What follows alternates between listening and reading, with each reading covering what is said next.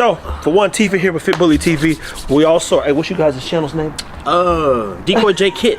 Decoy J Kit. So he posts everything with Decoy J Kid. That's Decoy J Kid back there. Shout out to all the decoys in the world getting bit up. Bit up, they're bit up better men. So, at anywho, we wrote down a list today.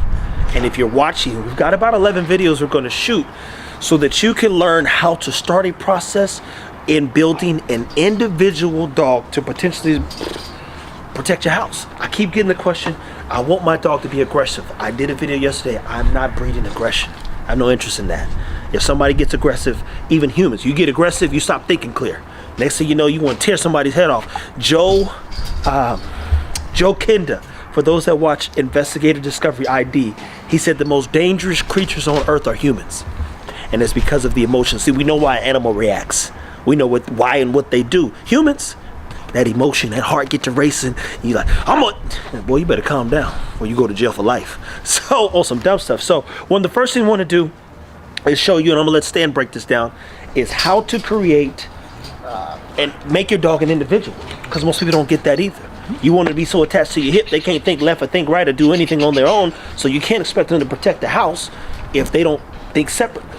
Yeah, talk about that. Because again, you're not going to be the one protecting the house, so the dog has to know and have the confidence in themselves that they can do anything to protect you and your family. So that means if somebody jumps on a car, they're going to be confident enough to go on that. If they go into a dark room, they're going to be confident enough to go into that room and accomplish the goal that they have been set out. So there's things that you can do at the early stages when you have puppies, like letting them jump in tires and figure out how to get the ball or how to get the tug, or making them miss the tug a couple of times and making them lose. How do they handle failure? How do they handle when things go wrong? So you'll see times that puppies fall off of stuff and we'll just look at them and we'll just see what the pup does. Because if we're gonna go over there and, oh my God, you fell, you hurt yourself. Now that dog's gonna start relying on you when situations get stressful versus relying on themselves and overcoming that. You know, one of my favorite movies is Ray, right? And you think about that scene in Ray, where Ray Charles is a kid, he falls down, he's blind, right? And his mom, she gets up and she looks at him. Then he starts using his ears, he starts hearing he hears all these things, he gotta learn to get up. I ain't gonna always be there, he gotta learn to get up. And if you want your dog to keep you safe, the dog got to know when to get up. He can't wait for the call at all times. So, one of the things that I do, and you know, it looks crazy, is, I'm sorry, with something real simple, but this tire right here, come show them because they can put their feet in here. I put them in here the other day. It took him literally almost 6 minutes to get out. Cha-Cha gonna get out, I think, faster, but actually Bam Bam beat it the other day. So feet are on the ground. And the first thing that they did was do like this right here, just look. But once he realized he can get out, now he's like this, boy, I'm out of here. Go. And then Cha-Cha's gonna take her time. So for me, I have the videos. You go, okay, it took them about 2 to 3 minutes to get out, and they weren't thinking about it. Now he's like this, I'm done. The irony was she got out of there quicker. Sometimes she need a little motivation. You can't be deterred or perturbed, if you would, if they start whining, because look, here she goes. So now check this out. We saw him get in. They like this chicken. So at the same time, he built a relationship with these dogs, so they're looking to him for guidance, and he's not giving it to them. So they're gonna have to figure it out on his own. And like you saw, as soon as he got out the tire, he checked in with Daddy. See, look, I'm dropping these in here now.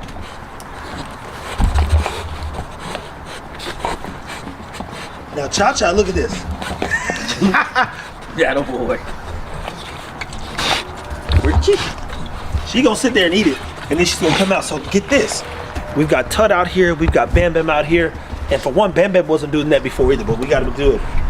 Cha-Cha's a little tumultuous, so she was circling this thing like a lion, growling, letting him know I'll move. I'm okay with that because you know what that means? Now, at some point, I'll put Cha-Cha, bring Bam Bam out, and work through his individual mentality. Like, I need him to think separately as well, because that was super quick, to be clear.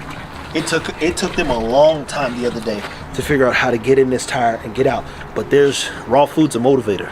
I'll tell you right now, you drop some chicken in that booger, no, you ain't get in there.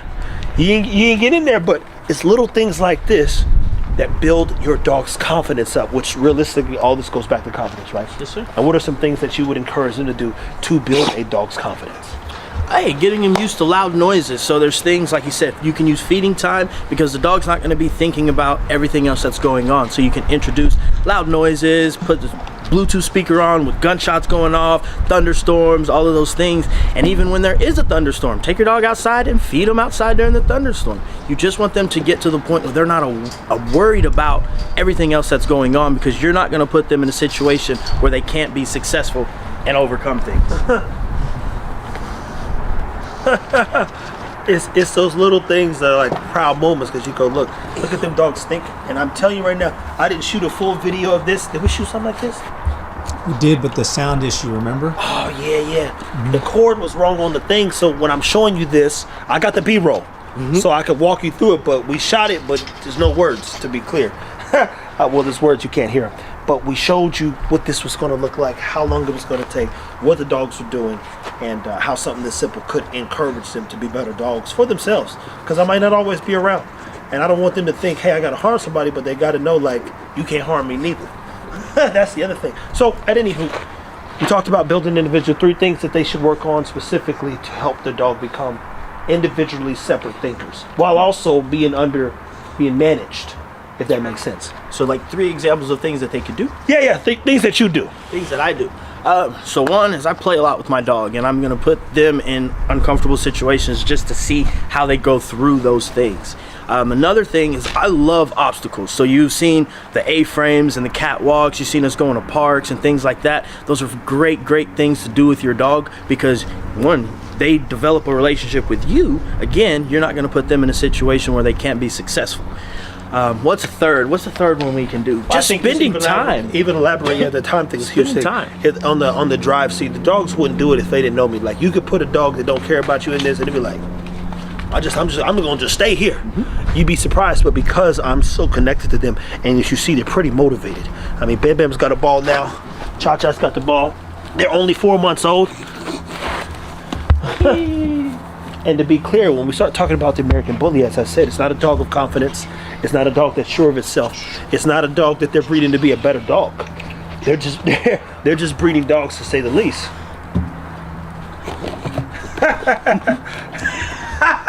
and I kid you not. She got it? Yeah. That's the thing. I kid you not. Because we're working on an American Terrier, AMT, long term, we got 5 years of work to do. But point is all these little things matter. And epigenetically, I have to build in all these components that allow me to say, hey, dogs don't have confidence. Dog can do protection work. Dog is going to be intelligent. Dog's going to have drive. Dog's going to be able to focus. And I think most importantly, dog's going to be able to love you to death. You know, good temperament. So I think the last thing he said was time was... Yeah. And these things start as soon as you get your dog. Period. Don't wait till they're 2 years old and then, I want to introduce my dog to all this stuff. Those dogs have developed a lack of want to at that point. So start them out early and don't do a lot with them.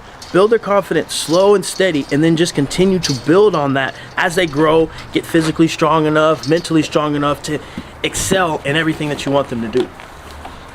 There you go. So for now, hopefully some of this made sense. We got a lot of stuff that we're going to shoot today.